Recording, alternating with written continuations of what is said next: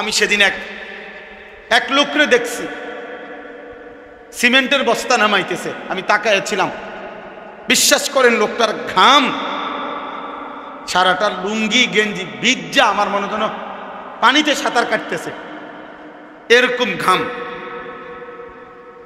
তাহলে এক এক বস্তা সিমেন্ট নামাইতে গিয়া ট্রাকটার থেকে সে যে গোডাউনটা ফালাইতেছে নিয়া, প্রতিবারে তো তার কোমরটা কি হইতেছে, বাঁকা হইতেছে।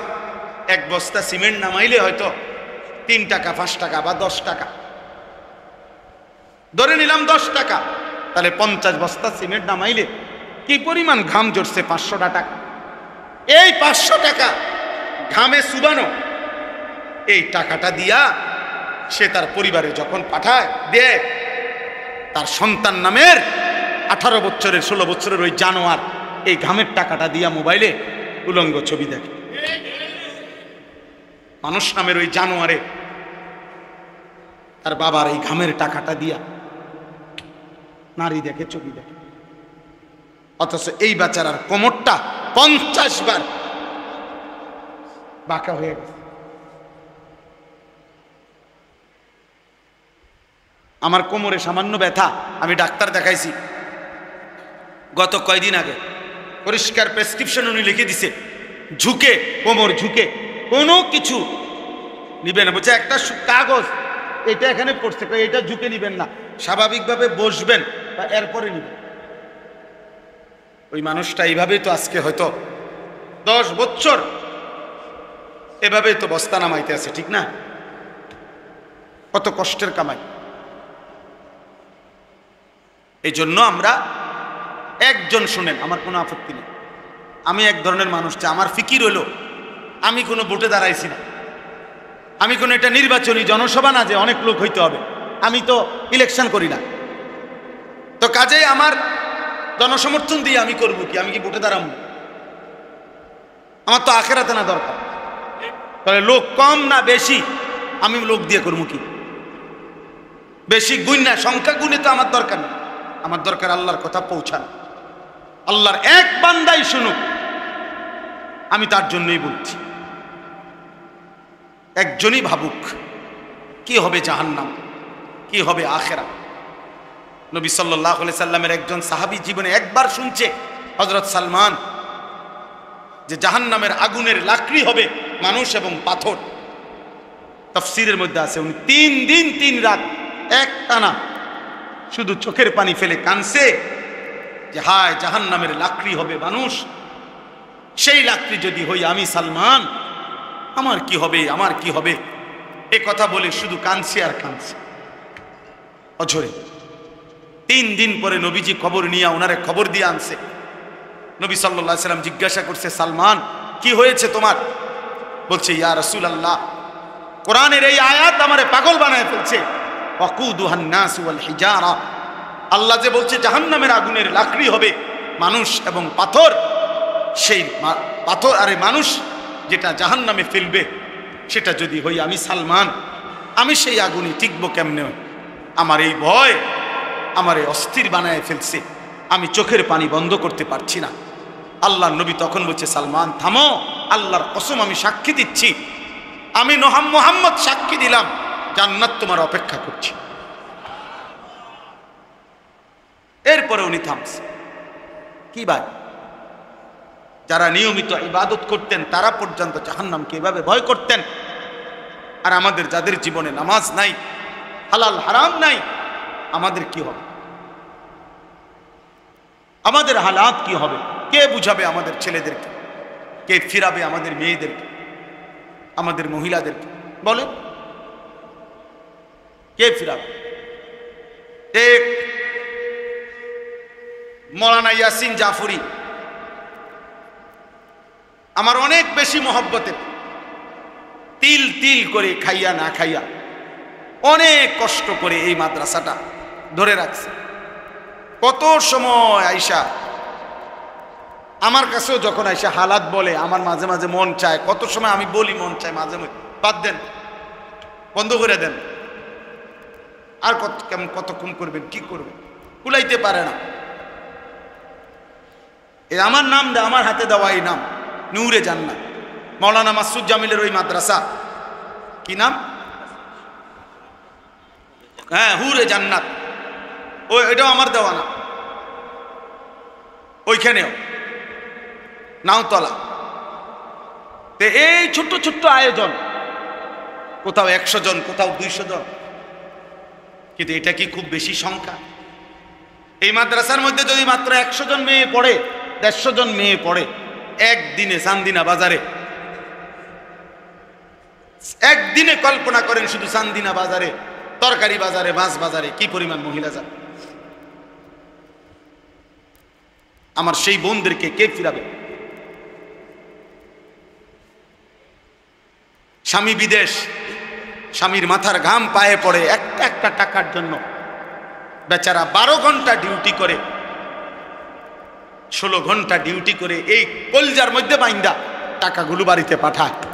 আর বেডির হাঁটা চলা দেখলে, বেডির মোবাইল 3টা, বেডির জামাই বিদেশ, বেডির মোবাইল হলো 3টা, বেডির হাঁটা চলা দেখলে, পোশাকের বাহার দেখলে মনে হয় যেন উনি পুরা গ্রাম চুক্তি না চাইতে আছে। হ্যাঁ, যদি কেউ ভালো তো ভালো, আমি তাকে বলি না। আর যদি কোনো অসৎ নারী হয় যে তার স্বামীর পবিত্র আমানত খেয়ানত করছে, ওই অসভ্য নারী রাগ হইলে আমার অসুবিধা কি?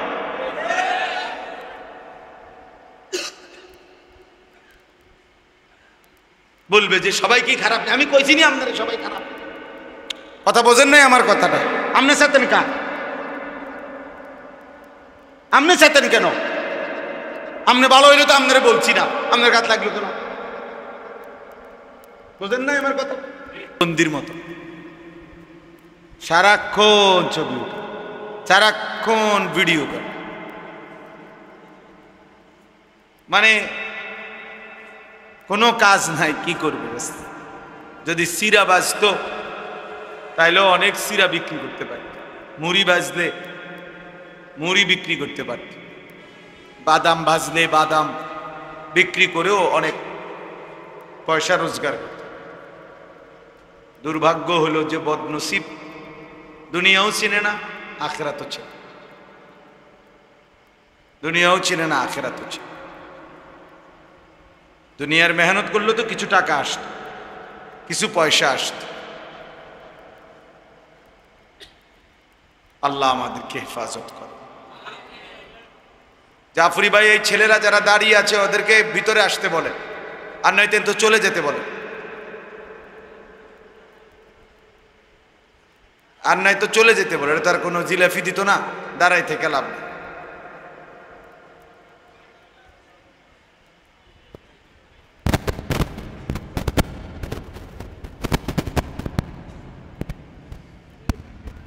দেখেন, বাস্তবতা হলো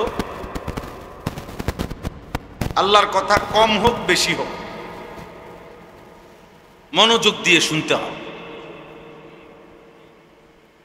মনোযোগ দিলে আলহামদুলিল্লাহ ধীরে ধীরে মানুষের পরিবর্তন হয়। মানুষে একদিনে জুনায়েদ বাগদাদি হয় না, জুনায়েদ বাগদাদি নিজেও একদিনে হয় না, একদিনে আব্দুল কাদের জিলানী হয়ে যাবে না, কারণ উনি নিজেও একদিনে হয়, বহুদিনের সাধনা করে তিনি আল্লাহর প্রিয় বান্দা হয়েছে। তো এই জন্য অল্প অল্প যদি কেউ মনোযোগ দেয়, একটা দুইটা করে ধীরে ধীরে তার জীবন পরিবর্তন। কোনো পাথরের উপরে যদি ধারাবাহিক একই জায়গায় টিনের চাল থেকে মনে করেন বৃষ্টির পানির ফোঁটা, কোনো পাথরের উপরেও যদি ধারাবাহিক পড়ে, অনেক দিন পরে হলেও একদিন দেখা যায় ওই পাথরটাও একটু ছিদ্র হয়ে গেছে, দেখবে গেছে।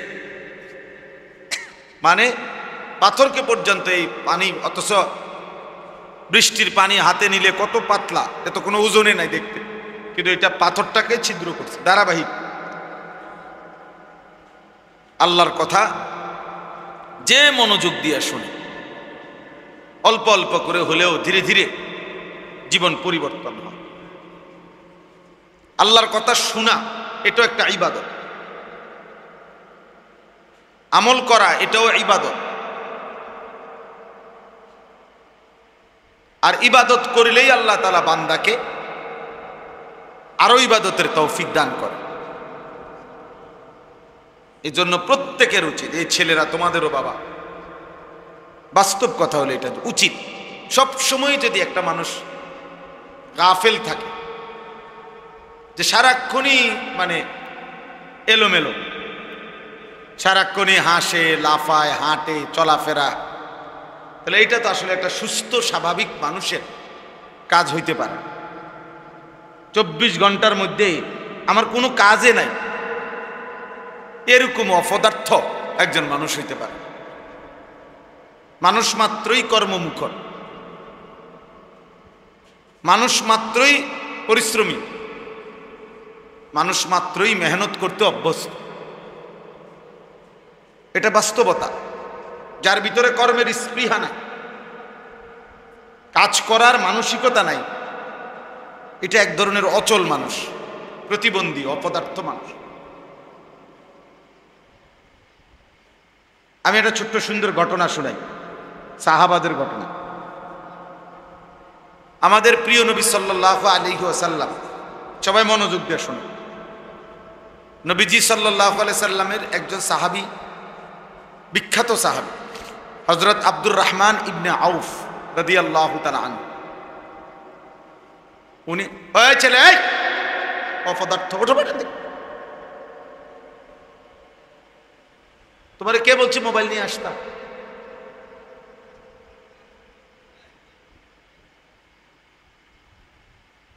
একজনও হাতে মোবাইল ধরে ভিডিও করবেন না। দেখেন তো বাচ্চার চেহারাটা দেখেন, কয় বছরের বাচ্চা, যে জালেম তার হাতে এই মোবাইল দিয়েছে, ওই সবচেয়ে বড় জালেম। ওর বাপ যদি হয় বাপ জালেম, মা যদি হয় মা জালেম। নিজের আপন সন্তানকে নিজের হাতে জাহান্নামী বানাবার জন্য তুলে দিয়েছে। মস্কারি করে, তামসা করে বসে বসে ফুলাইন মানুষ। সেদিন এক মৌলানা সাহেব বলতেছে, আমার কাছে আশ্চর্য হইয়া কাইন্দা দিছে। উনি, হুজুর, মাত্র 6 থেকে 7 বছরের বাচ্চা,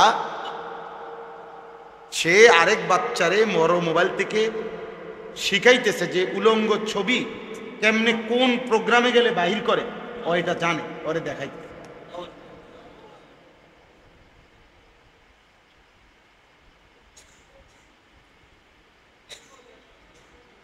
বিবস্ত্র ছবি, 7 বছর বয়স হয় না। সমাজের অধপতন কোথায়? সমাজের অধপতন কোথায় নেমে গেছে?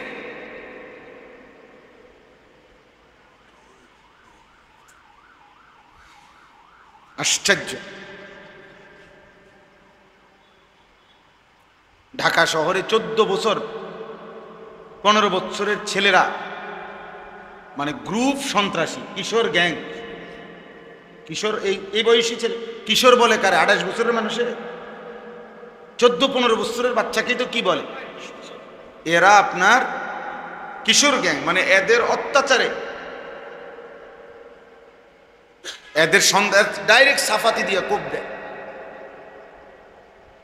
রামদা দিয়া কোপ দেয়,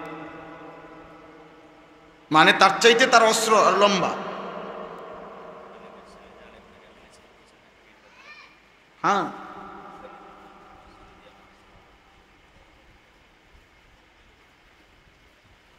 জন্য বাবা, আমি আজকেও আমরা কুমিল্লাতে পুরা 17টা উপজেলার আলেমদেরকে নিয়ে মিটিং করছি, জোহর থেকে আসর পর্যন্ত প্রায় 200-250 আলেম নিয়ে পুরা কুমিল্লা। সেখানে আমরা আলোচনা করছি, বর্তমানে সবচেয়ে বড় একটি সংকট হলো একজন মানুষ, একজন মুসলমান, একজন মানুষ তার সন্তানকে নিয়ে বর্তমানে সবচেয়ে বেশি পেরেশান। কখন যে কি করে বসে, কখন যে কোন বেইজ্জতিটা করে ফেলে, কখন যে কোন অপমানটা বাবারে বংশেরে শেষ করে দেয় বলা যায়। কে কখন কারে খুন করে ফেলে, মেরে ফেলে, তার কোনো কি নেই। এরকম হালাত অবস্থা। যারা রাজনীতি করে তারা তো রাজনীতি নিয়েই ব্যস্ত, ভোটের হিসাব। যারা পয়সা রোজগার ব্যস্ত। তো মানুষের আখলাক, নৈতিকতা, চরিত্র, 10-12 বছরের বাচ্চাদের হালাতও আপনারা কোথায় নেমে গেছে কল্পনাও করতে পারেন। আপনি মনে করেন না হয়তো দুষ্টামি করে, না না, আমি আজকেও বলছি ওইখানে যে আমাদের এই কিশোর ছেলেরা অনেকে মনে করে যে একটু খারাপ হয়ে গেছে। তো খারাপ হইতে গেছে কইয়া যেই লেভেলের আন্দাজ করে ওনারা ভাবতেছে তার চাইতে 100 গুণ নিচে, 100 গুণ নিচে। আমরাও কই বাচ্চা এটা দুষ্ট, মাদ্রাসা কিতা এতারে গুতা মারে, হয়তো টেবিল গুতা মারছে, তার ভাত খাইয়া লাইছে, বিস্কিট খাইয়া ফেলছে, এই তো দুষ্টামি। সচরাচর আমরা এর দূর হইলে কই বাচ্চা এটা দুষ্ট, এটা তো তেমন কিছু না। এগুলোর তো আপনি কিছুই ধরবেন না। মানে আমাদের ছেলেদের বর্তমান প্রজন্মের গুনার কথা শুনে, ক্লাস 9-এর বাচ্চার পাপের কথা শুনলে আপনি চিৎকার দিয়ে কাঁদবেন।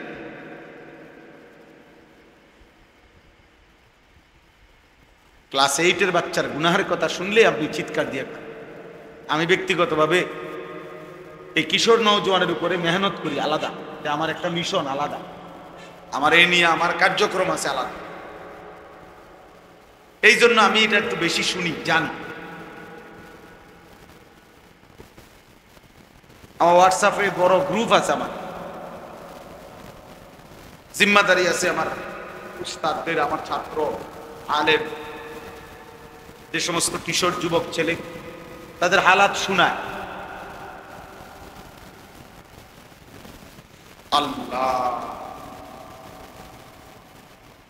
তো বলতেছিলাম হযরত আব্দুর রহমান ইবনে আউফ একজন সাহাবী। উনি নবীজি সাল্লাল্লাহু আলাইহি সাল্লামের বিখ্যাত সাহাবীদের মধ্যে একজন। বেহেশতের সুসংবাদ প্রাপ্ত যে 10 জন সাহাবীকে বলা হয় আশারায়ে মুবাশশারা, ওর মধ্যে একজন আব্দুর রহমান ইবনে আউফ। উনি ছিলেন মক্কার সাহাবী, মানে মক্কার অধিবাসী। তো নবীজি সাল্লাল্লাহু আলাইহি সাল্লাম যখন মক্কা থেকে হিজরত করে কই গেছিলেন? এই মদিনায়। তো যারা মক্কা থেকে গেছে নবীজির সাথে সাহাবা, ওনাদেরকে বলে মুহাজির। কি বলে? আর যারা মদিনার, নবীজির হাতে কালেমা পড়ছে, নবীজিকে সাহায্য সহযোগিতা করছে, মদিনার মানুষ, তাদেরকে বলা হয় কি? আনসার। আনসার। নবীজি সাল্লাল্লাহু আলাইহি সাল্লাম যখন গেলেন মদিনায়, তো এই মক্কার সাহাবীদের প্রত্যেকের সাথে মদিনার একজন করে একজনের সাথে ভ্রাতৃত্বের বন্ধন, যে তুমি তো তার ভাই, তোমার হাতে তাকে দিলাম, তার সুবিধা অসুবিধা, তার প্রয়োজন জরুরত সবকিছু তুমি খেয়াল করো। মানে এভাবে সিস্টেম করে গ্রুপ করে একজন করে একজন মক্কার সাহাবীকে একজন মদিনার সাহাবীর সাথে কি বানায় দিছে নবীজি? ভাই বানায় দিছে। তাহলে চাপটা কমে গেল। আমি একজনের দায়িত্ব নিলাম, আপনি একজন। আমাদের দেশে যুগ ধরে মাদ্রাসাওয়ালারা আগে সবচেয়ে বেশি জনপ্রিয় ছিল লজিং। এখন না আলহামদুলিল্লাহ বোর্ডিং চালু হয়েছে ব্যাপক। আগে এত কি ছিল না, বোর্ডিং। আগে তো গ্রামে কি খাইতো? লজিং থাকতো ছেলেরা। তার মানে প্রত্যেকে আগে ওয়াজ হুজুররা বলতো, আপনারা প্রত্যেকে যদি একজন বাচ্চা নিজেদের ঘরে নিয়ে নেন, আপনাদের 5 জনের খানার লগে একজন বাচ্চা খাইলে তেমন আর কি হবে না, কষ্ট হবে না, কিন্তু বাচ্চাটারও পড়ালেখা হয়ে যাবে। আগে এটা লজিং প্রথা খুব ছিল। আমাদের টুমচর মাদ্রাসায় আমরা 4র্থ শ্রেণীতে, প্রাইমারি স্কুল থেকে আমি গিয়ে 4র্থ শ্রেণীতে ভর্তি হয়েছিলাম টুমচর, জীবনের প্রথম, সেই 1992 সালে। তো তখন আমি নিজে ছোট্ট মানুষ, তখনও আমি এই 4র্থ শ্রেণী পড়তাম মাদ্রাসায়, কিন্তু আমিও 4 জন বাচ্চা লজিংয়ে পড়াই। আমি ছোট মানুষ, কিন্তু এরপরও খাইতে হইলে, চলতে হইলে, থাকতে হইলে আমি তো লজিং নিতে হইব, এছাড়া কোনো সিস্টেম নেই। তা আমার মনে আছে, আমার লজিংওয়ালা মাগরিবের পরে বাড়ির থেকে, ঘরের থেকে একটু দূরে ছিল টয়লেট, সুপারি বাগানের কাছে। ওই লজিংওয়ালা, মানে লজিং বেটা আর কি, যে বাচ্চাদের বাবা, সবসময় উনি সাথে গেলে তো আমি বাথরুমে যাইতাম।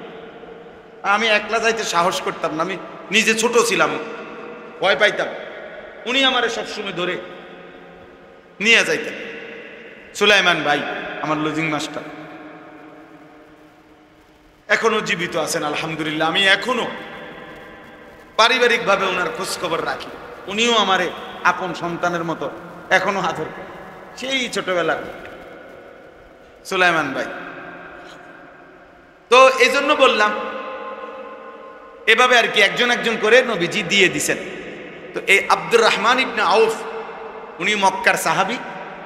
তো উনাকেও নবীজি সাল্লাল্লাহু আলাইহি সাল্লাম মদিনার একজন আনসারী সাহাবীর সাথে ভাই বানায় দিছে। তো আজকে তো মেহমান হিসেবে রাখছে।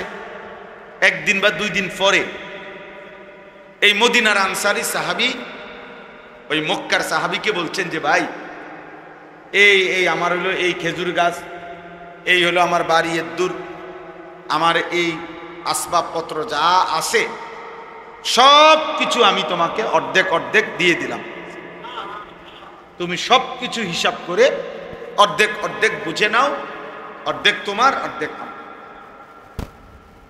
তো তখন এই সাহাবী আব্দুর রহমান ইবনে আউফ মুচকি হাসি দিয়ে ওই মদিনার সাহাবীকে বললেন যে আলহামদুলিল্লাহ ভাই, তুমি আমারে দিছো, আমি খুশি, আমি খুশি, তবে আমার এগুলো এখন লাগবে না, তুমি শুধু আমারে তোমাদের মদিনার বাজার কোন দিকে, বাজারের রাস্তাটা দেখায় দাও, আমার বাজারে নিয়ে চল। তখন এই মদিনার সাহাবী আনসার ওই আব্দুর রহমান ইবনে আউফকে, যিনি মক্কা থেকে আসছেন, ওনারে মদিনার বাজার দেখাই দিছে, ওইখানে নিয়ে গেছে যে এইটা আমাদের মদিনার বাজার। হযরত আব্দুর রহমান ইবনে আউফ বাজারে গিয়া তরকারি বাজার, যেখানে তরকারি বিক্রি করে কাঁচা তরকারি, ওইখানে গেছে। পুরাটা হাইটা আগে হিসাব করে চাইছে কার দোকানে তরকারি সবচেয়ে সুন্দর, ফ্রেশ, ভালো, উত্তম তরকারিগুলো কেডা আনছে। তো এরকম একজনকে সিলেক্ট করছে দোকানদার করে, ওনারে বলছে যে ভাই আপনি এই যা মাল আজকে বিক্রির জন্য আনছেন সবগুলোর দাম কত, কত দিরহাম হিসাব করে। তো উনি একটা আইডিয়া করে হিসাব করছে, ধরেন 500 টাকা, কথার কথায় ধরে নিলাম যে এখানে 500 টাকার তরকারি, এটা কিন্তু আগে 1450 বছর আগের কথা, তাহলে কাজে 500 টাকাও কইছি তো অনেক। তো ধরে নিলাম আমি 500 টাকা, 500 দিরহাম। তো উনি তখন উনারে বলছেন ভাই আমি আপনার এই তরকারিগুলো 500 দিরহাম দিয়ে কিনলাম, কিন্তু এই তরকারিগুলো ধীরে ধীরে অল্প অল্প করে বিক্রি করতে তো আপনার কমপক্ষে 5-6 ঘন্টা সময় লাগবে, তো এই না আপনি 500 দিরহাম একসাথে পাইবেন, এই না কহ, তাহলে আমারে ঠিক ওইটুকু টাইম, এই 5 বা 6 ঘন্টা টাইম আপনি আমারে দিবেন, ঠিক বরাবর 6 ঘন্টা পরে আইসা আপনার 500 টাকা আপনি আমার থেকে কি করবেন, নিয়ে যাবেন, আমারে শুধু এটুকু সময় দিবেন এর দূরে। উনি বলছে ঠিক আছে, অসুবিধা কি, আমি বেচতেও তো টাইম লাগতো, তা আমি দিলাম টাইম। তখন উনি বললেন ঠিক আছে, তো আপনি রাজি তো? হ্যাঁ রাজি। তাইলে আপনি এখন ক্যাশ ছাড়েন, মানে দোকান ছেড়ে দেন, আমার এই তরকারিগুলা আপনি যান আপনার কাজে, ঠিক এতক্ষণ পরে আপনি 12টা বাজে 1টা বাজে আপনি আইসা আপনার 500 টাকা আপনি নিয়ে যাবেন। এখন হযরত আব্দুর রহমান ইবনে আউফ এবার তরকারি নিয়ে বসছে বিক্রি করতে। এবার ওনার না এগুলা, এখন উনি অল্প লাভে, অল্প একটু লাভ দইরা কাস্টমার আসে ওনার দোকানে, এমনিও তরকারি ভালো, আর ওনার বলার ভঙ্গি এমন সুন্দর ছিল, কাস্টমারের বাপ হইল এন থেকে মাল না কিনা যাইব, মানে বলা এত সুন্দর যে আপনার শূন্যই কি শান্তি কাস্টমার। তো ফলে অল্প সময়ের ভিতরে উনি এই তরকারিগুলো সব কি করে ফেলছে, বিক্রি করে ফেলছে, আর বিক্রি করে ধরেন ওনার 100 টাকা লাভ হয়ে গেছে। তাহলে উনি ওনার টাকা ওনারে দিয়ে দিছে, আর ওনার লাভের 100 টাকা নিয়ে উনি ওই সাহাবীর ঘরে ফিরে আসছে। এভাবে 2 দিন বা 3 দিন চেষ্টা করছে, উনি চেষ্টা করে 2-4 দিনের মাথায় ওনার নিজেরই এবার একটা 500 টাকার মতো পুঁজি হয়ে গেছে। ওই লাভ হইতে হইতে এই টাকা দিয়ে এবার মনে করেন 1 সপ্তাহ পরে উনি নিজেই এবার তরকারি কিনছে, কিনে এবার তরকারি নিয়ে উনি বসছে। এখন উনি কি হয়ে গেল? ব্যবসায়ী হয়ে গেল কিনা? এরপরে এই সাহাবিটাই মদিনার মধ্যে হযরত ওসমানের পরে সাহাবাদের মধ্যে সবচেয়ে বড় বিত্তশালী সাহাবী, ধনী ব্যবসায়ী হযরত আব্দুর রহমান ইবনে আউফ।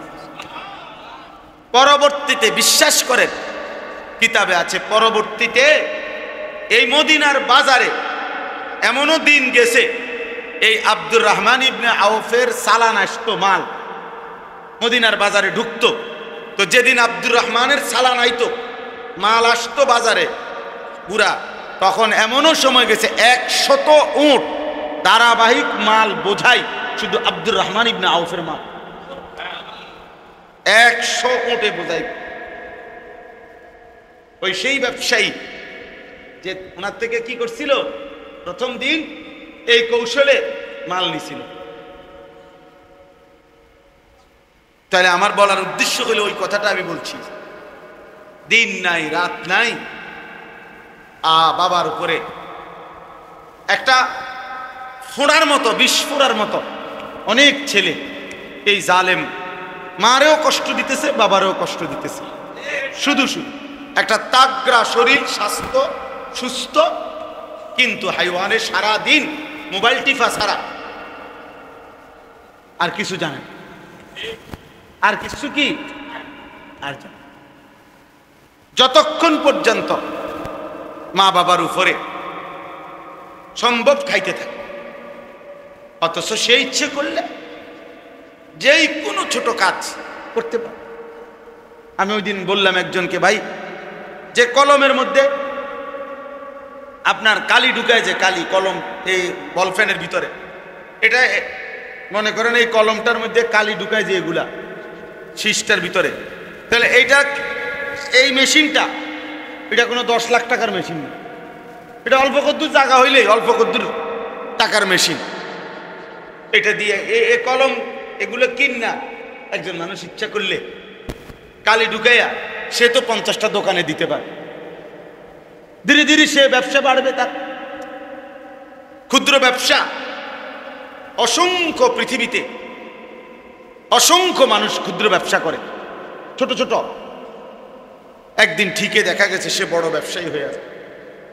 বর্তমানে রিসাইক্লিং অর্থাৎ পুরাতন মাল, ফেলে দেওয়া মাল, এইটাকে পর্যন্ত পুনরায় আইনা আবার রিপেয়ারিং করে আবার নতুন শিল্প, নতুন মাল গড়ে ওঠে। এই যে আমাদের সমস্ত বোতল, 7 আপ, কোকের যে বোতল, পানীয় আমরা খাই, যে খাইয়া যে ফেলাই দেই বোতল, এগুলো একদল আছে, এগুলো কি করে খুঁজে তালাশ করে এগুলারে আবার কি করে রিসাইক্লিং করে, আবার পুনরায় এগুলারে মেশিনে একবারে দুমরায়া মুসরাইয়া আবার নতুন করে শিল্প, আবার নতুন করে বোতল তৈরি হয়, নতুন কিছু তৈরি হয়।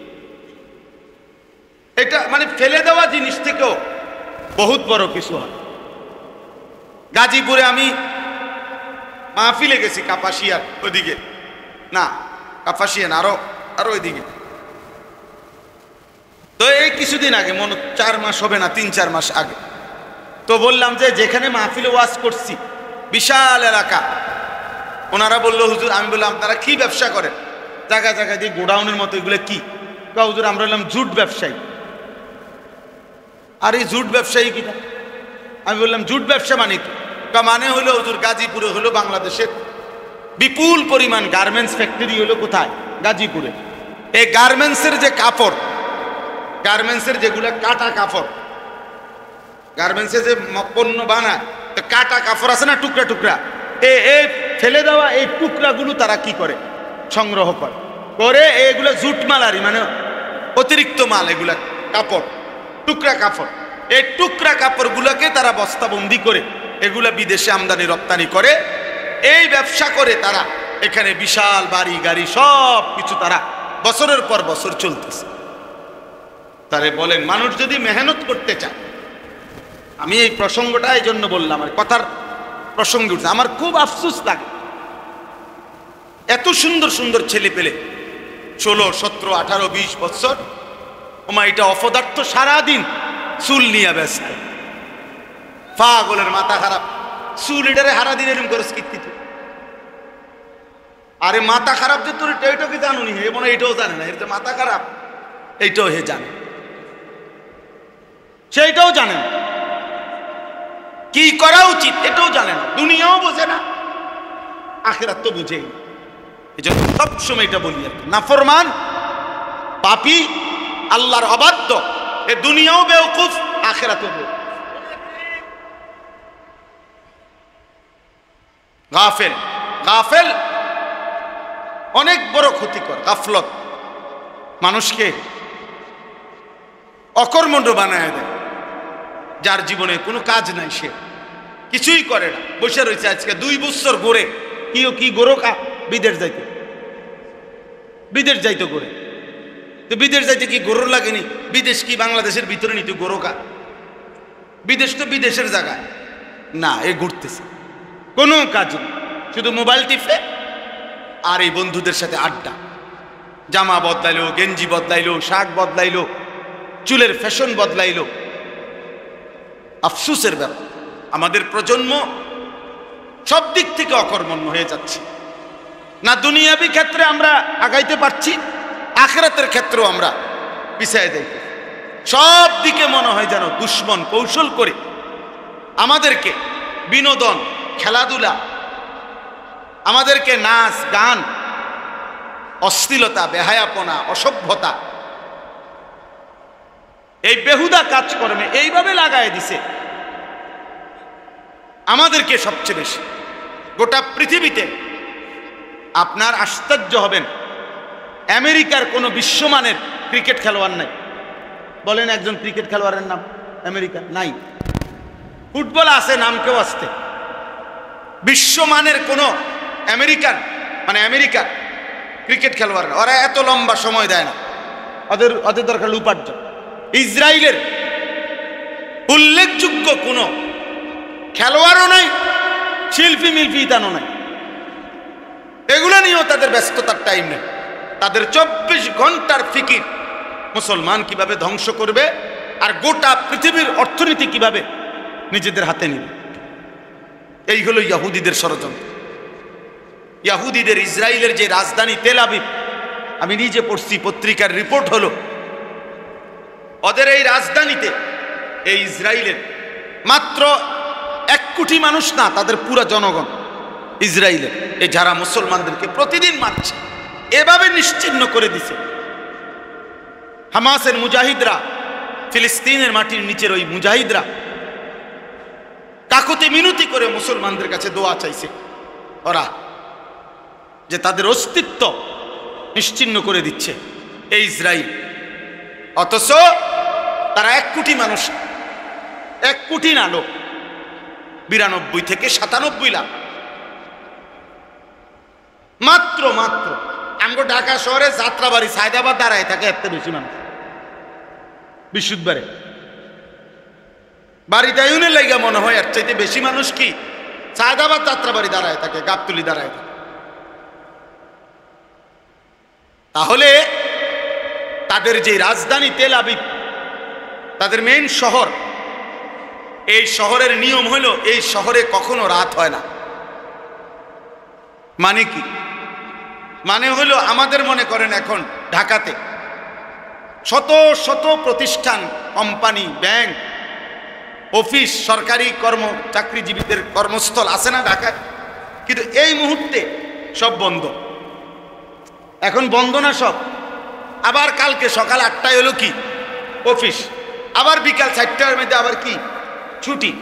কিন্তু ওদের দেশের নিয়ম হলো তাদের রাজধানীতে 24 ঘন্টাই শিফটিং আকারে তাদের অফিস চলে, কর্ম চলে, ডিউটি চলে।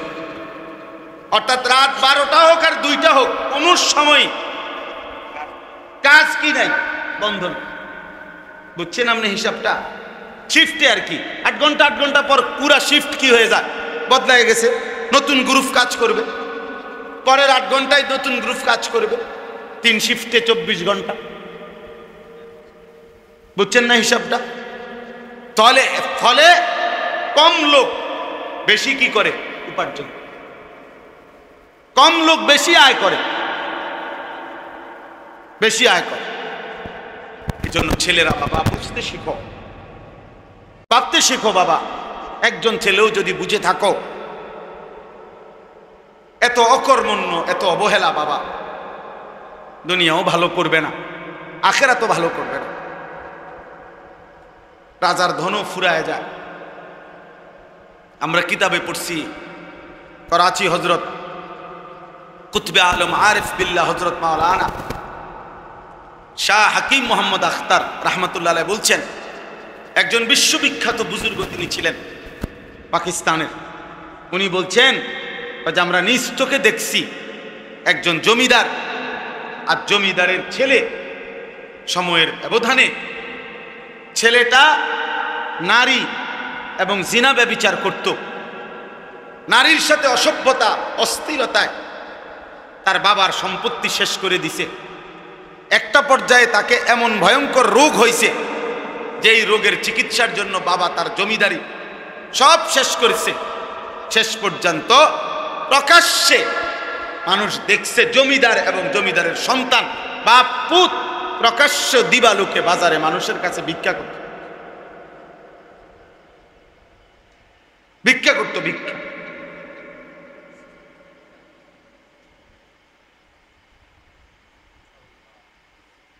আজকে এখনকার এই ছেলেগুলো শুধু টিক্কা রয়েছে, মনে রাখেন আমাদের এখনো যে শেষ বয়স্ক লোকের একটা সাইজ এখনো বাকি রয়েছে। এখনো বাপ দাদা যারা এখন যাদেরকে বাবা বলে দাদা বলে 40-এর উপরে 50, ওরা কঠোর পরিশ্রম করে বড় হয়েছে। বুঝেন না এমনি কথাটা? মনে করেন এই চাষা, এই চাষা, আপনাদের আমল, আপনাদের ছোটবেলা অভাব ছিল, গ্রামে গ্রামে গ্রামে গ্রামে অভাব ছিল মানুষের। পানি ভাত খাইয়া কি করতে তো সংসারের কাম করছে, পান্তা ভাত খাইয়া। আমি তোমার পুরা মনে আছে, আমি নানার বাড়ি দাদার বাড়িতে যে পান্তা ভাত খাইছি, মামার লগে ক্ষেতের কোনায় এই ক্ষেত রুইতে আছে তাগর লগে একসাথে বৈশা মরিচ ভর্তা দিয়ে যে পান্তা ভাত খাইছি, আমার একটা কসম পুরা মনে আছে। তাইলে এরা কঠোর পরিশ্রম করে উনাগর সময়টা ছেলেবেলাটা পার করে আসছে, এখনো আছে উনারা। এই জন্য উনাদের ওই উপার্জনের যা কিছু রয়ে গেছে এগুলো এরা এখন ভোগ করে। কিন্তু এরা যেভাবে এদের বয়সটা পার করতেছে, এদের হাতে যখন পরবর্তী আরেকটা জেনারেশন হবে আগামী 20 থেকে 30 বছরের ব্যবধানে, এরা যখন বয়স্ক হয়ে যাবে 40, 50, 60 বছরের, তখন বুঝবেন অভাব কাকে।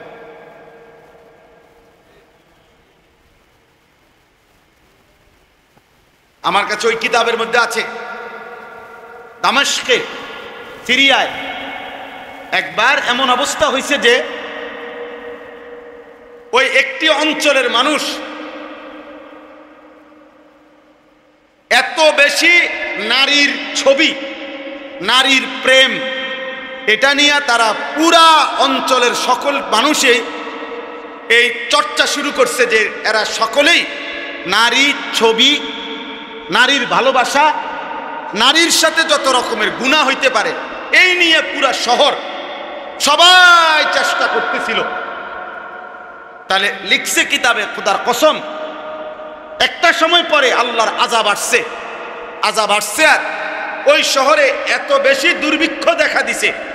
এই দুর্ভিক্ষের পরে বিচক্ষণ মানুষরা, বিবেকবান মানুষরা ওই প্রেমিকদেরকে বলছে, তোমার প্রেয়সী, তুমি যারে ভালোবাসতে এতদিন, তার ছবিটা আঁকো তো।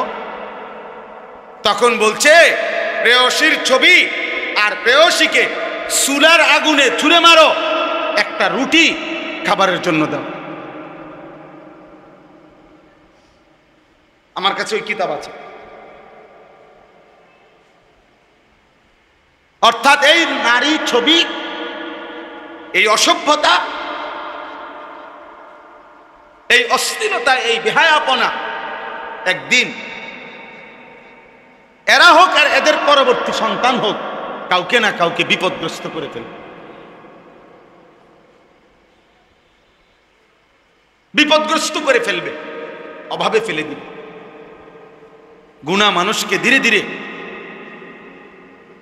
তাফসীরে মাআরিফুল কোরআনে আছে, যেই কোন সুদখোর, যে নিয়মিত সুদ খাইতো, কসম আল্লাহর, ওইখানে কিতাবে লিখছে পরবর্তী 70 বছরের ব্যবধানে অবশ্যই সুদখোরের পরিবারের মধ্যে অভাব দেখা দিবে এবং সুদখোরের পরিবার অভাবের কারণে নিশ্চিহ্ন হয়ে যাবে। বাবায় হয়তো বুক করে গেছে, ফুতেও হয়তো আরো কয়দিন বুক করে গেছে, নাতির বেলায় আইসা আর কিছু না।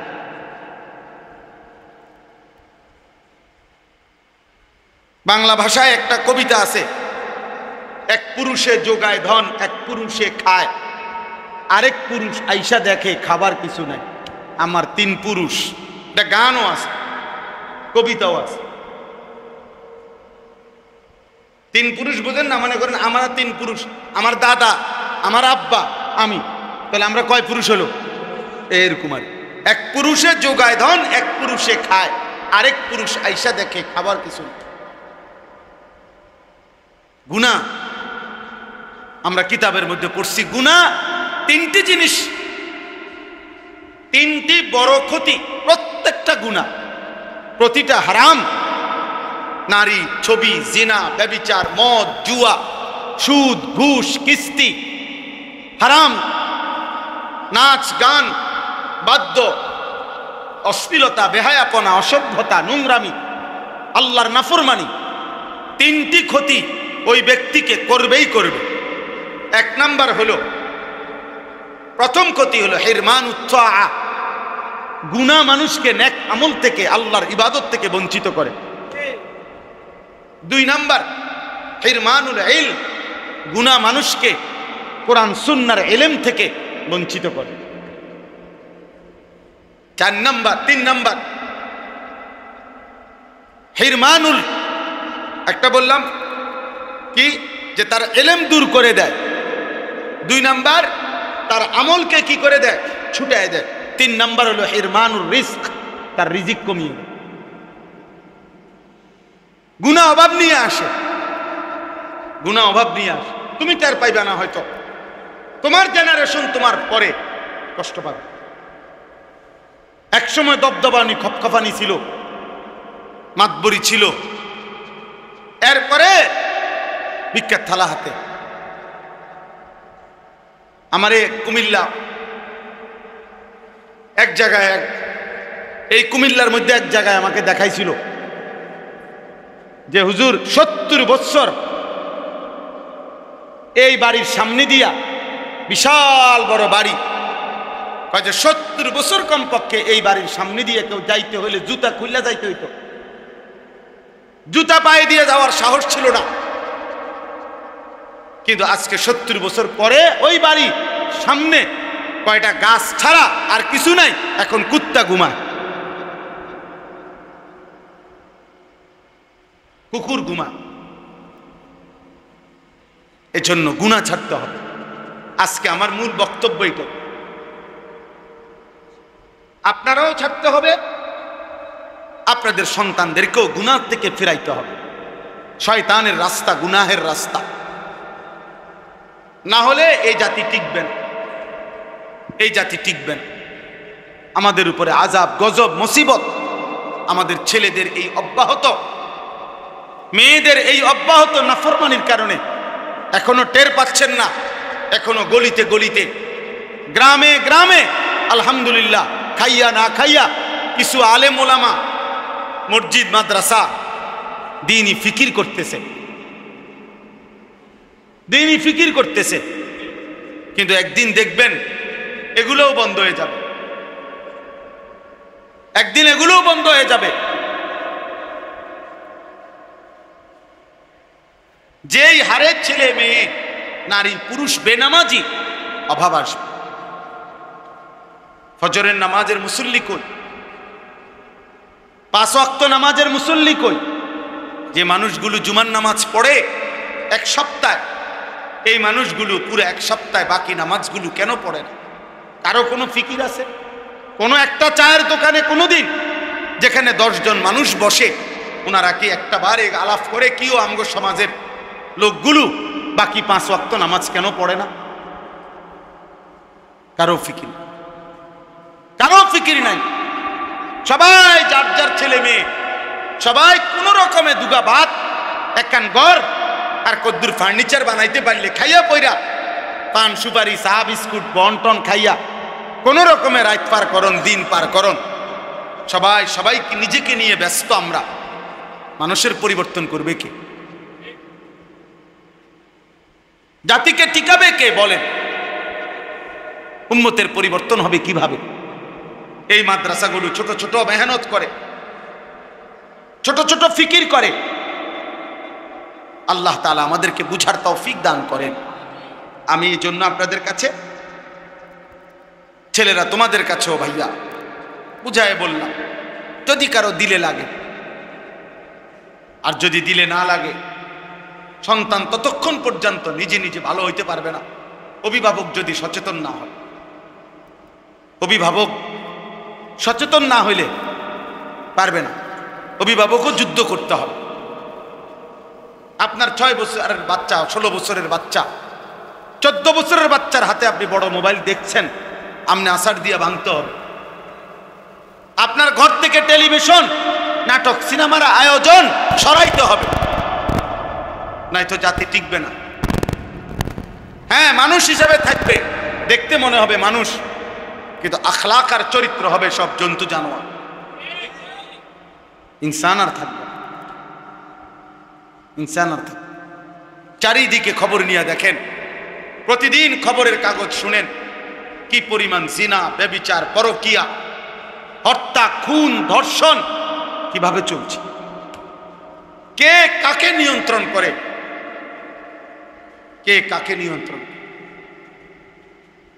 আল্লাহ আমাদেরকে হেফাজত করেন। আমি এই আয়াতটাই পড়ছি, এই আয়াতটাই আমি আপনাদের সামনে পেশ করতে চাই।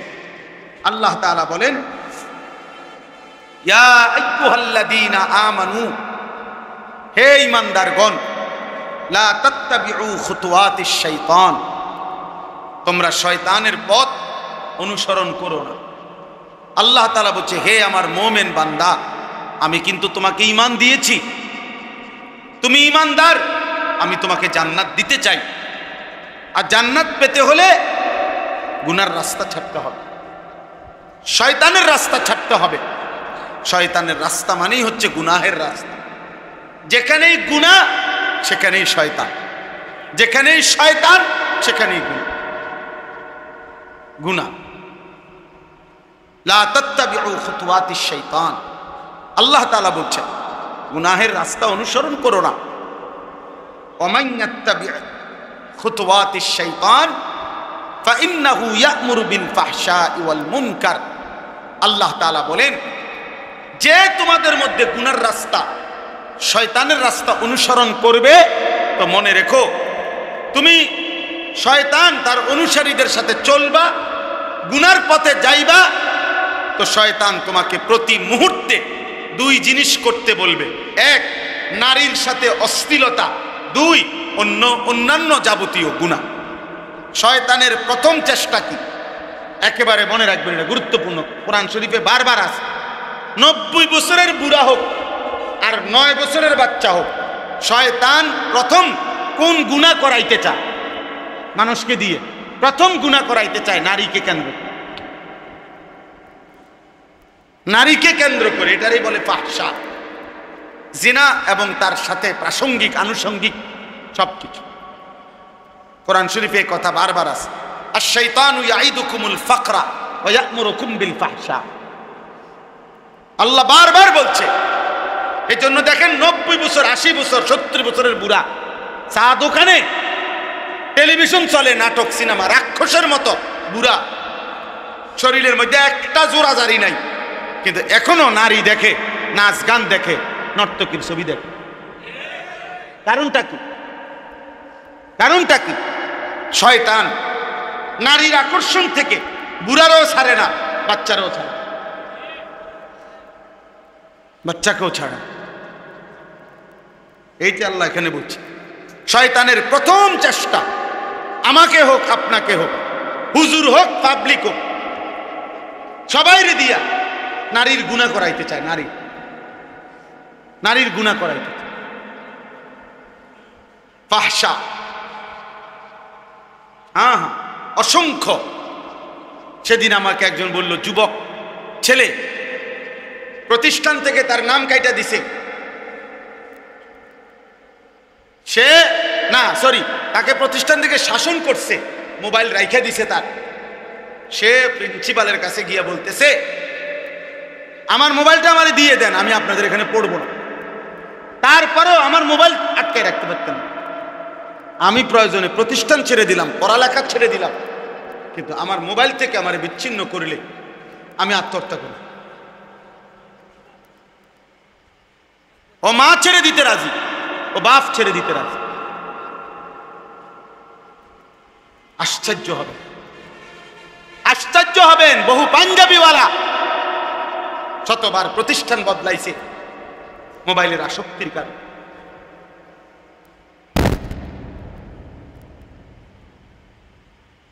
যেখানেই বাধা দিবে মোবাইল, না মোবাইল হলো মেইন জিনিস। এটা যেখানে নিরাপদে চালাইতে পারবো আমি সেখানে আছি। আহা, আমাদেরকে আল্লাহ তাআলা এই মোবাইলের জন্য সৃষ্টি করছে। এক মুসলমানের জীবন এত ফালতু, এক মুমিনের জীবন এত ফালতু, আমাদের কোনো কাজ নাই, আমাদের কোনো কাজ নাই। সারা পৃথিবীর মজলুম মুসলমান আহাজারি করছে যে হায় যুবক, তুমি আল্লাহর জন্য দাঁড়াইবা কখন? তুমি আল্লাহর দিন কালেমার পতাকা উড়াবা কখন? যাদের জন্য আহাজারি করছে মায়েরা, মজলুম নারীরা, বোনেরা, জাতির সেই সুন্দর সন্তানরা, তারা ডুবে আছে মদ, জুয়া, নারী, ছবি, জিনা, ব্যভিচার। যারা উদ্ধার করবে 60 বছরের বুড়া চাচা, 70 বছরের বুড়া চাচা তো আর যুদ্ধ করতে পারবে না এখন, উনি তো বেশি থেকে বেশি দোয়া করতে পারবে। ইসলামের জন্য জানবাজি রাখবে, ইসলামের জন্য জীবন কোরবানি করবে, যাই করবে, এ তো করার কথা যুবকরা। হযরত আনাস রাদিয়াল্লাহু তাআলা আনহু বলেন, আমরা নবীজির সাথে কুন্না নাগজু মা রাসূলিল্লাহ ওয়া নাহনু শাবাব, আমরা যৌবন কাল ছিল আমাদের, আমরা নবীজির সাথে প্রত্যেকটা যুদ্ধে অংশগ্রহণ করেছি। সব যুদ্ধ, 57টি যুদ্ধ আল্লাহর নবী সাল্লাল্লাহু আলাইহি সাল্লাম পরিচালনা করেছেন মাত্র 9 বছরে। 9 বছরে 57টি যুদ্ধ নবীজি পরিচালনা করেছেন। তাহলে বলেন আজকে আমরা বড় বেশি আফসোসের মধ্যে যদি কেউ ভাবি, আমরা যার ভাবনা না, আমি কইলাম না, মোটামুটি ভাত মাছ খাইয়া, আপেল মালটা বন্টন চা বিস্কুট খাইয়া, ফাংসুবাড়ি খাইয়া মোটামুটি ভালোই আছে, ফেড়ে বাতে, তাই তো ঠিক আছে। কিন্তু এক মুসলমানের জীবন মানে কি ফেড়ে বাতে ভালো থাকা? বলে আমাদের জীবনে এতটুকুই শুধু কাজ, তাহলে আমাদের জীবনের সাথে কাফের বেঈমানের পার্থক্য কি?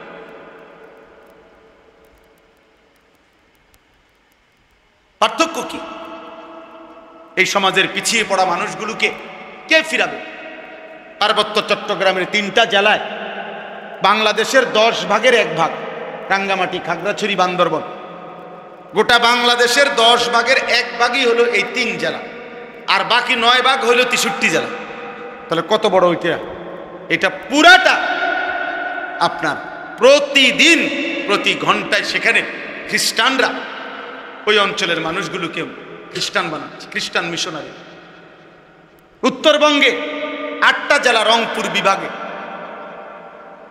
আমি গত বছর দিনাজপুরে 1 চিল্লা পুরা সময় লাগাইছি তাবলীগের সফরে দিনাজপুরে।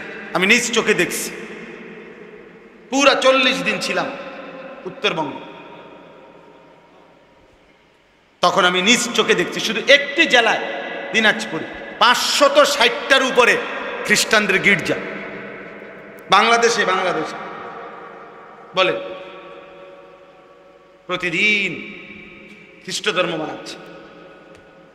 দিনাজপুরে আমি এমন ইউনিয়ন দেখছি, ইউনিয়নের সবচেয়ে বড় বাজার, পরিষ্কার ওনারা বলছে পুরাটা বাজার কাদিয়ানি বাজার।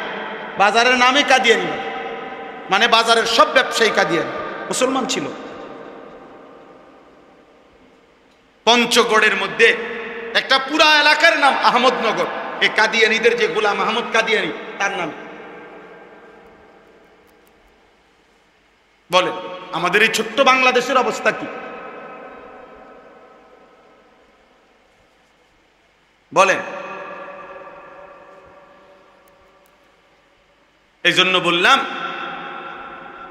পিছিয়ে পড়া মানুষ আমাদের সমাজের, এই যারা পাহাড়ি আদিবাসী উপজাতি, তাদেরকে আল্লাহ চিনাবে কে? তারা মানুষ না? কথা বলেন না কেন? তো তাদেরকে আল্লাহ চিনাবে কে? আপনাদের কাছের ওই উনি এখানে আছে, আমি ওনার কথা মনে হয় অনেক সময়। উনি কি নাম ভাই আপনার?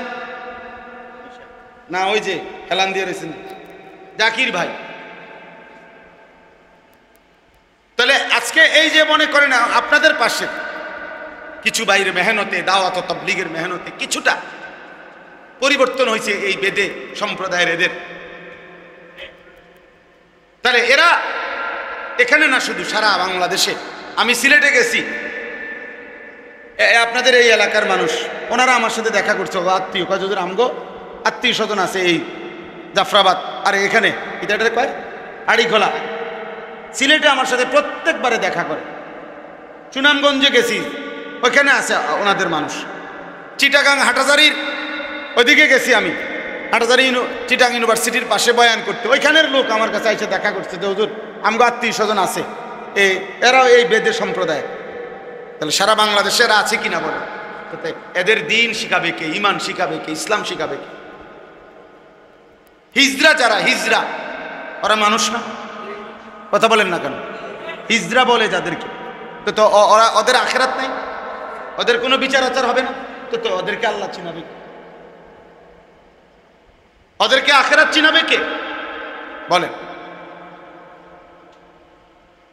এইভাবে চিন্তা করে দেখেন এই সমাজের কি পরিমাণ মানুষ আল্লাহ চেনে না।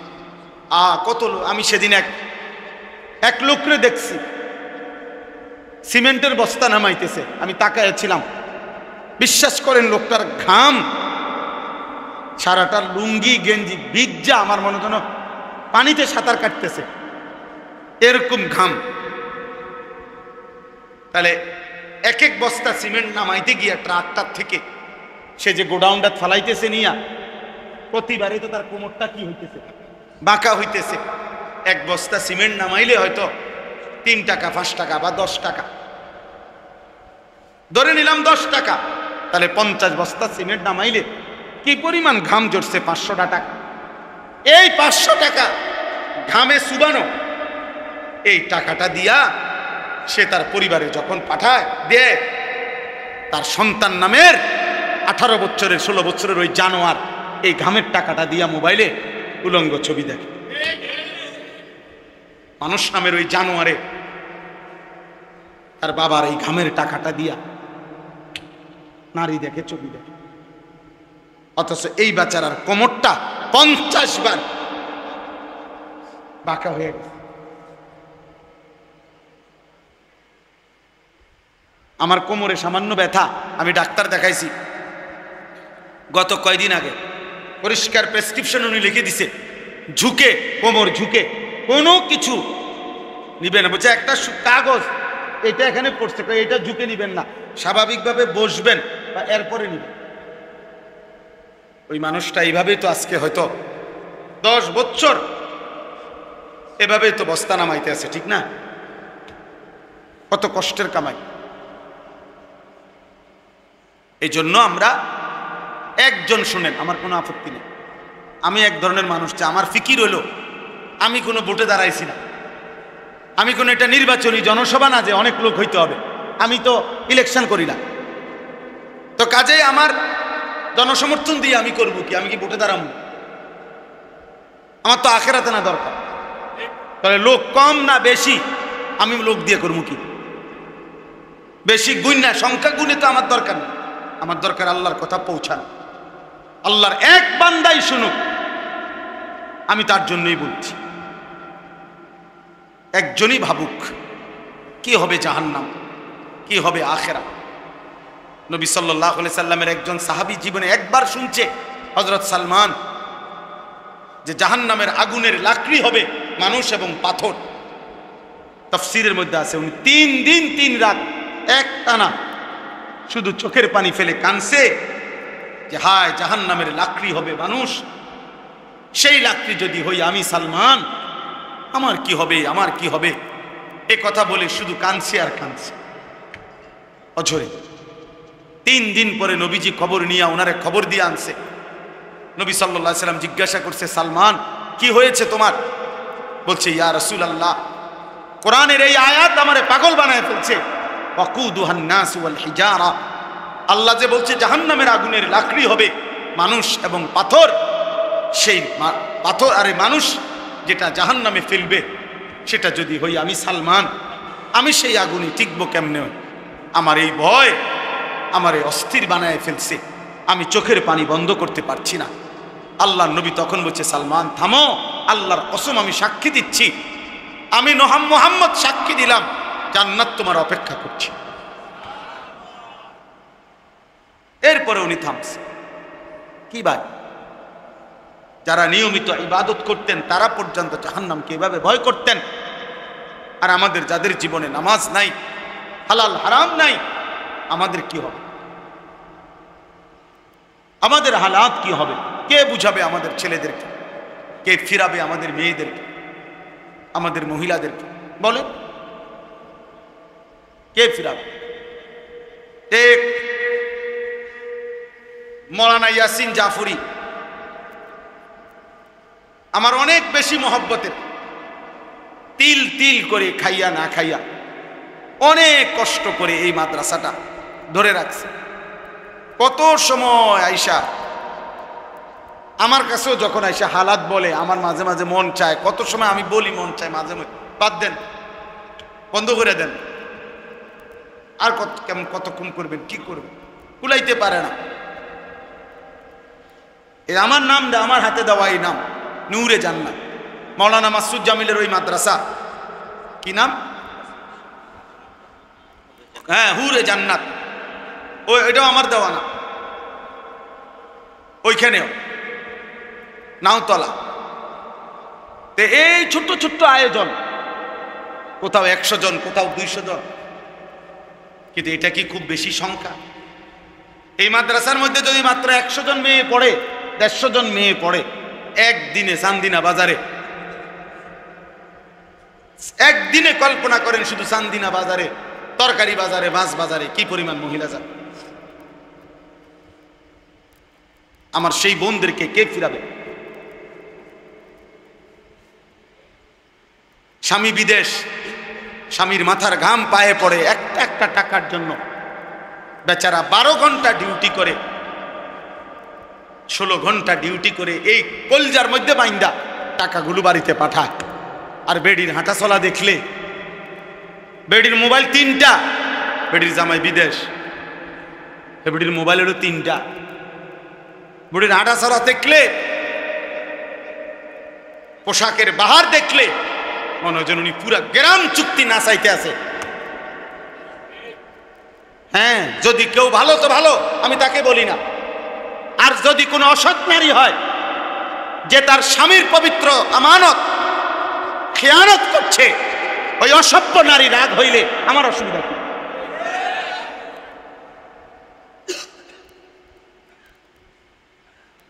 বলবে যে সবাই কি খারাপ? আমি কইছি নি আপনারা সবাই খারাপ, কথা বোঝেন নাই আমার কথাটা।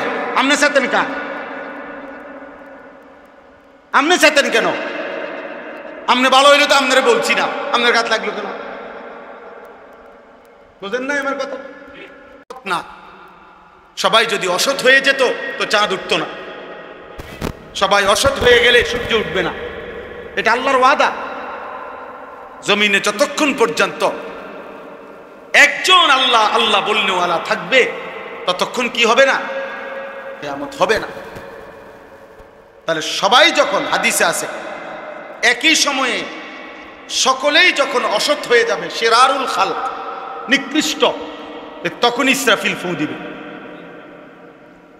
মানে এমন একটা সময় হবে যখন আর একটা লোক আল্লাহ এটা আর বলে না, আল্লাহ বলবে ইসরাফিল আর লাগবে না, খালাস ফু দাও, আমার সংসার আমি ভাঙ্গা ফেলব,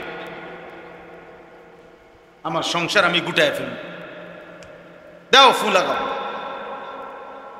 ইদাস সামাউন ফাতারাত ওয়া ইদাল কাওয়াকিবুন তাসারাত, রব্বুল আলামিন বলে আসমান কাচের মতো চুরচুর করে ভাঙবে, তারকারাজিগুলো খসে খসে পড়বে। ওয়া ইদাল বিহারু ফুজ্জিরাত, সাগর নদী সব জায়গার পানিগুলো টকবক করে উতরাইতে উতরাইতে গরম পানির মতো বাষ্প আকারে শূন্যে মিলা যাবে। পৃথিবীর কোথাও আর পানির অস্তিত্ব থাকবে না, আসমান আর জায়গায় থাকবে না, তারকারাজি খসে পড়ে যাবে। অজুমিয়া শামসু ওয়াল কামার, সূর্য চন্দ্র এক হয়ে যাবে। ফাইদা বারিকাল বাসার, মানুষের চোখ উল্টে যাবে।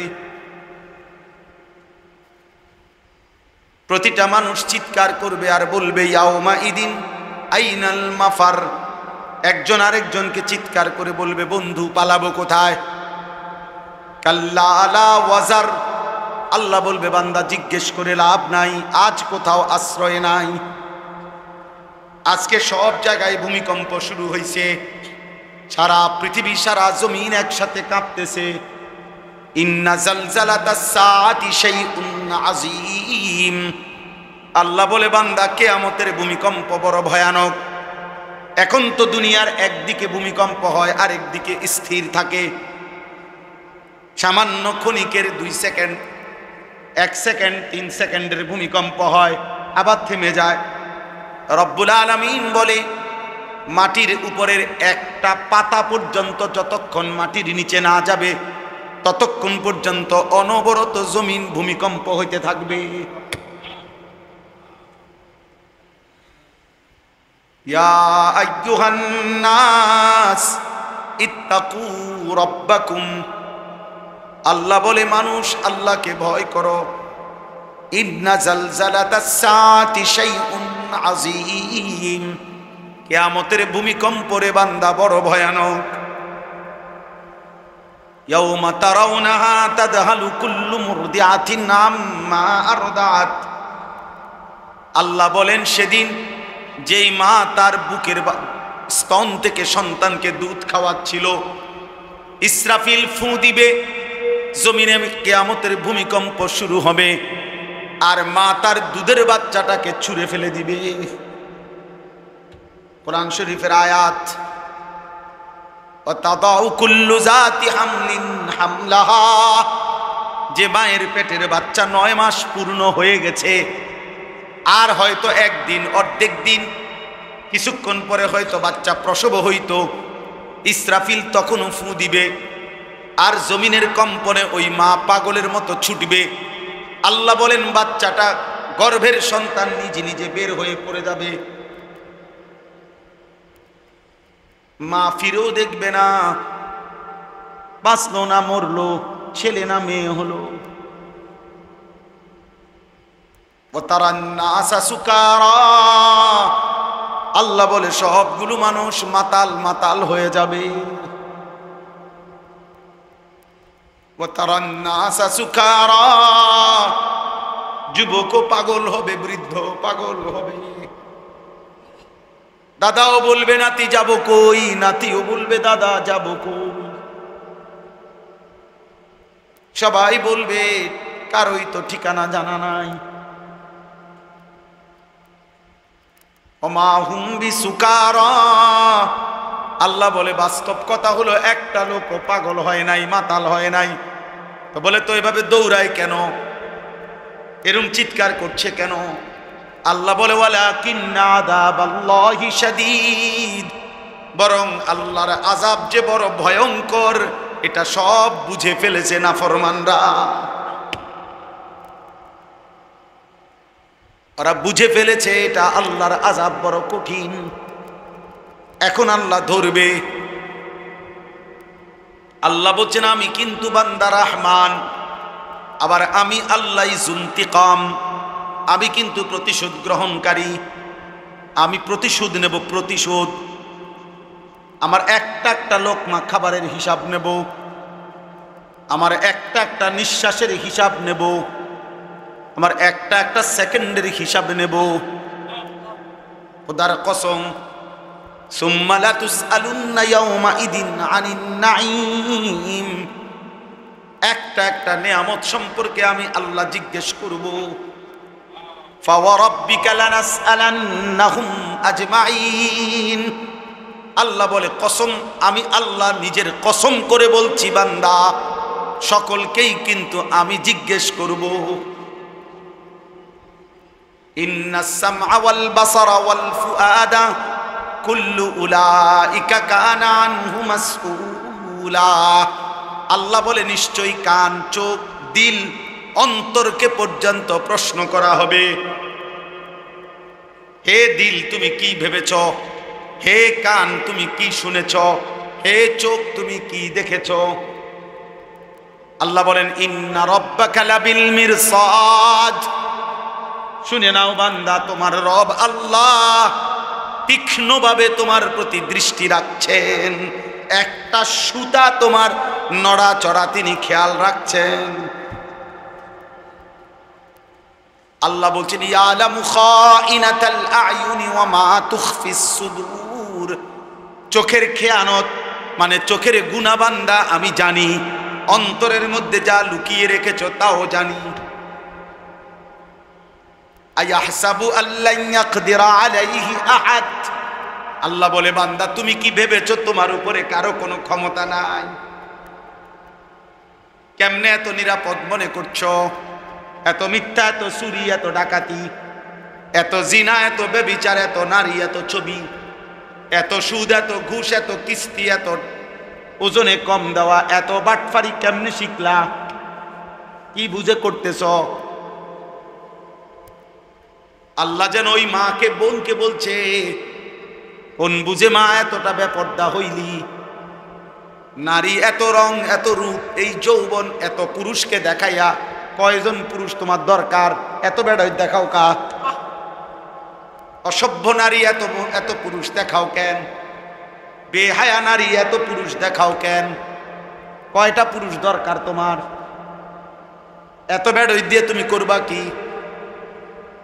হ্যাঁ, আয়াহসাবু আল্লান ইয়াকদিরা আলাইহি আহাদ, আল্লাহ বলে বান্দা তুমি কি ভেবেছো বান্দা তোমার উপরে বুঝি কারো কোনো ক্ষমতা নাই?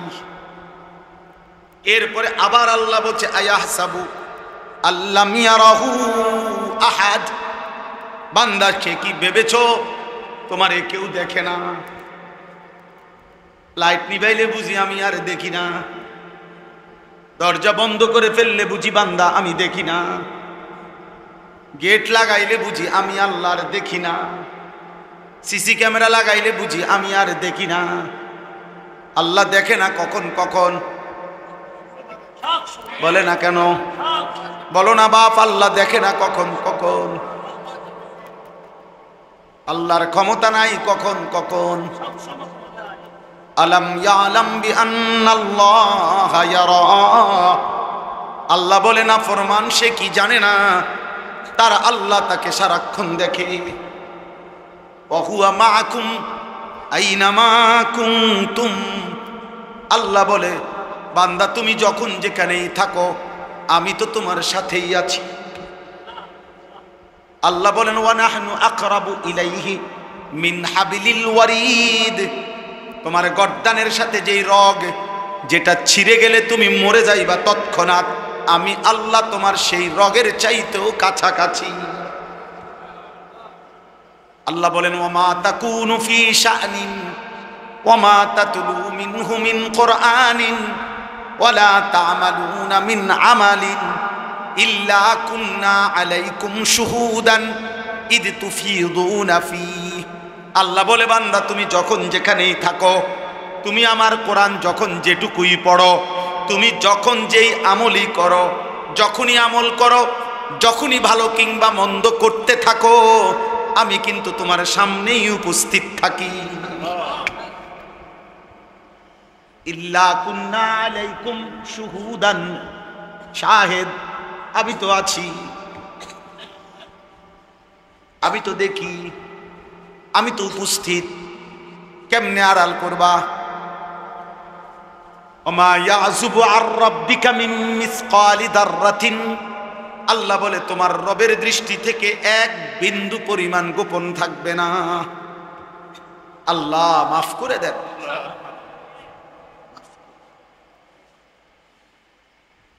চলুন ভাই ভাবতে শিখেন। একজনই ভাবেন কোন ভরসায় মিথ্যা বলি, কোন ভরসায় হারাম খাচ্ছি, কোন ভরসায় ছেলেরা এই পরিমাণ গুনাহ করছে। মা বাবা, বংশ পরিবার, আল্লাহ, রসুল, দিন, শরীয়ত, ইসলাম, কোরআন, ধর্ম কিচ্ছু মানে না, কিচ্ছু মানে, কিচ্ছু মানে। এমন গোলাম নফসের শাহওয়াতে। মহিলাদের বেপরদিগি দেখলে মনে হয় যেন নিজের রূপ আর যৌবন দেখাইতে পাগল হয়ে আছে। কতভাবে সাজে, কত ঢঙ্গে সাজে। একটা বোরকা কিন্তু গিয়াও এটারে কত মডেল যে বানাইছে, এটার মধ্যে কত জোড়া, কত তালি, কত ডিজাইন, কত কিছু এটার মধ্যে লাগাইছে। শেষ পর্যন্ত এইটাই হয়ে গেছে আরেকটা ফ্যাশনেবল কাপড়। এটার মধ্যে আরো 13 আইটেমের ডিজাইন লাগাইয়া তো আর এটা বোরকা হইল কই? বোরকাই তো দেওয়া হয়েছিল শরীর ঢাকার জন্য। এখন বোরকাই যদি হয় এত আকর্ষণীয়, তো বেড়ায় তো ঘাস খাইয়ে লাইল।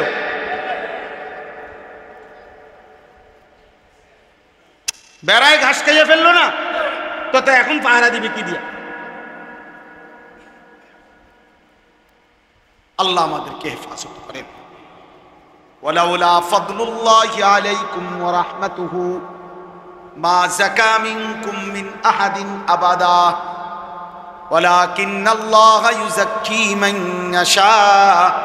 এই শেষ কথা হলো আল্লাহ বলে, বান্দা গুনার কাছে যেও না, শয়তানের কাছে যেও না। শয়তানের কাছে গেলে সে তোমারে নারীর সাথে সম্পৃক্ত গুনায় জড়ায় দিবে, আর অন্যান্য গুনাহগুলোও তোমারে দিয়া করাবে। আর শুনো, আমি আল্লাহ যদি দয়া না করি, আমার রহমত যদি না হয়, নিজেকে নিজে কেউ পবিত্র করতে পারবে না। আমি চাইলে যাকে তাকে আমি পবিত্র বানাই। অতএব আমার বিরোধিতা কইরা, আমার নাফরমানি কইরা, আমার অবাধ্যতা করে, প্রতিনিয়ত গুনাহ করে তুমি পবিত্র হইবা কেমনে? আমার দয়া মিলবে কেমনে? তুমি মিথ্যা বলবা, তুমি চুরি করবা, ডাকাতি করবা, তুমি জিনা করবা, ব্যভিচার করবা, তুমি সুদ খাইবা, ঘুষ খাইবা, কিস্তি নিবা, আর আল্লাহ তোমার জোনাত বাগদা দিবা না দিব নাকি? বুঝতে কি লাইছে?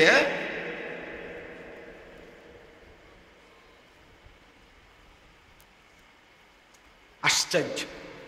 24 ঘন্টা রাসূলুল্লাহ সাল্লাল্লাহু আলাইহি ওয়াসাল্লামের বিরোধিতা, আর নবী বলবে হাসরের ময়দানে, উম্মত আসো, মৃত্যু পর্যন্ত মাশাআল্লাহ বিড়ি খাইছো, তুমি তো আমার আশিকের রাসূল, আসো আসো আসো, আব্বা এদিকে আসো, যে আপেল মালটা খাও, আসো। হ্যাঁ, তুমি একবারে 60 বছর পর্যন্ত সাদওয়ানে বেডির নাচ দেখছো, টেলিভিশন দেখছো, তুমি তো আমার আশিক, আসো এদিকে আসো, আশিকের রাসূল এদিকে আসো, বিড়ি খাই না আশিক, না এই তো নবী সুপারিশ নাকি? মস্কারি পাইছেন? হ্যাঁ, সুপারিশটারে মস্কারি বানাই দিছে। নবীর মহব্বত, নবীর মহব্বত বিরিয়ানি, নবীর মহব্বত জিলাপি, নবীর মহব্বত খিচুড়ি।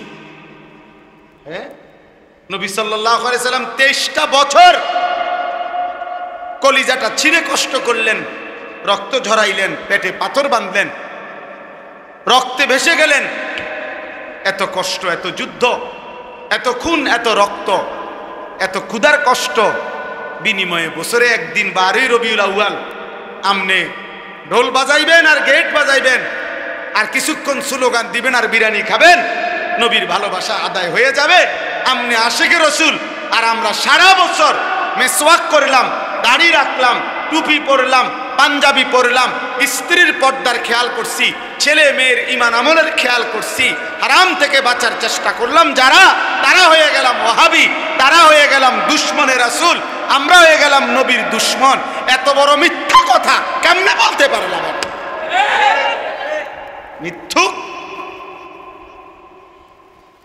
মিথ্যুক, মিথ্যাবাদী। নবীর এশক, নবীর এশক দেখা।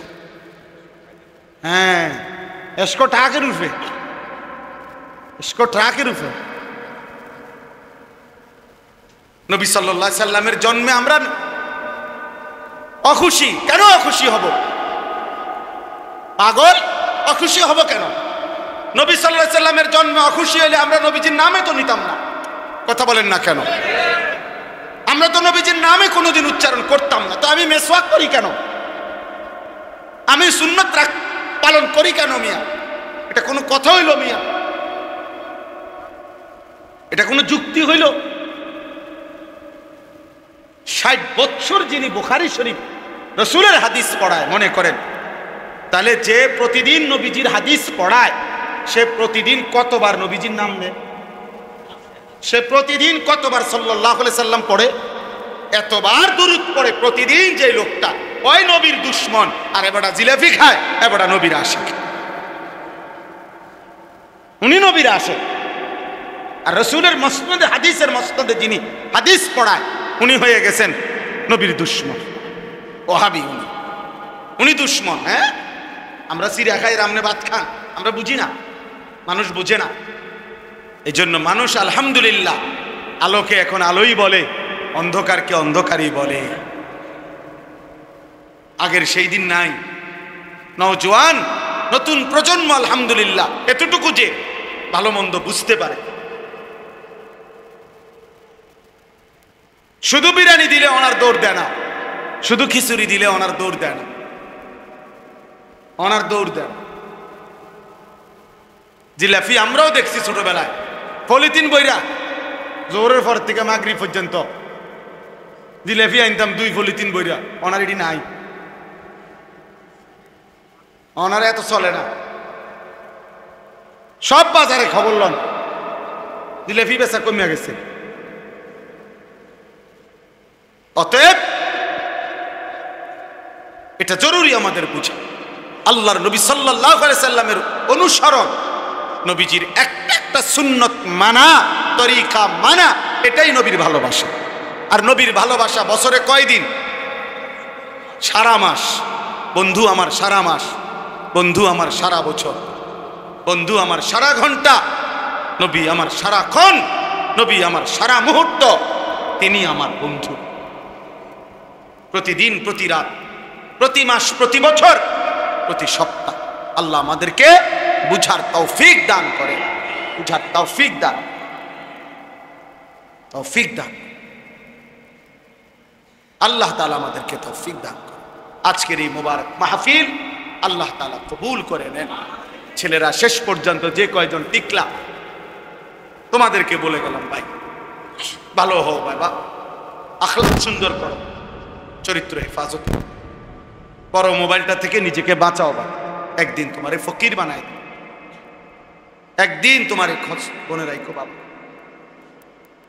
প্রতিদিন আমি কত ছেলের কথা শুনি, আমি ব্যক্তিগতভাবে অনেক ছেলে আমার বড় মোবাইলে, আমার শিক্ষকদের কাছে, আমার ছাত্রের কাছে, এগুলো আছে, আমার হোয়াটসঅ্যাপ গ্রুপ আছে।